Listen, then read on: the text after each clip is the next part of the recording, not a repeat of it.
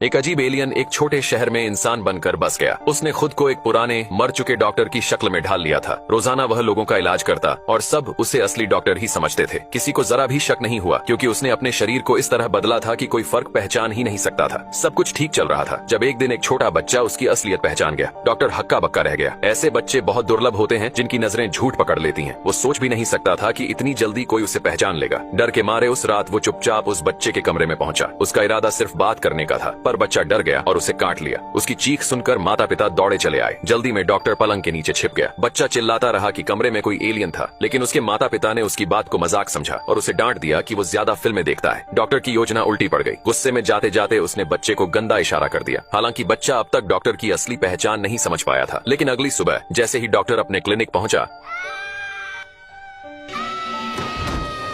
बच्चा घर वालों को बताने लगा कि डॉक्टर ही वो अजनबी है जिसने रात को उस पर हमला किया था। पर उसके मम्मी पापा को एक अजीब एलियन एक छोटे शहर में इंसान बनकर बस गया। उसने खुद को एक पुराने मर चुके डॉक्टर की शक्ल में ढाल लिया था। रोजाना वह लोगों का इलाज करता और सब उसे असली डॉक्टर ही समझते थे। किसी को जरा भी शक नहीं हुआ क्योंकि उसने अपने शरीर को इस तरह बदला था कि कोई फर्क पहचान ही नहीं सकता था। सब कुछ ठीक चल रहा था जब एक दिन एक छोटा बच्चा उसकी असलियत पहचान गया। डॉक्टर हक्का बक्का रह गया। ऐसे बच्चे बहुत दुर्लभ होते हैं जिनकी नजरें झूठ पकड़ लेती हैं। वो सोच भी नहीं सकता था कि इतनी जल्दी कोई उसे पहचान लेगा। डर के मारे उस रात वो चुपचाप उस बच्चे के कमरे में पहुंचा। उसका इरादा सिर्फ बात करने का था, पर बच्चा डर गया और उसे काट लिया। उसकी चीख सुनकर माता पिता दौड़े चले आए। जल्दी में डॉक्टर पलंग के नीचे छिप गया। बच्चा चिल्लाता रहा कि कमरे में कोई एलियन था, लेकिन उसके माता पिता ने उसकी बात को मजाक समझा और उसे डांट दिया कि वो ज्यादा फिल्में देखता है। डॉक्टर की योजना उल्टी पड़ गई। गुस्से में जाते जाते उसने बच्चे को गंदा इशारा कर दिया। हालांकि बच्चा अब तक डॉक्टर की असली पहचान नहीं समझ पाया था, लेकिन अगली सुबह जैसे ही डॉक्टर अपने क्लिनिक पहुंचा,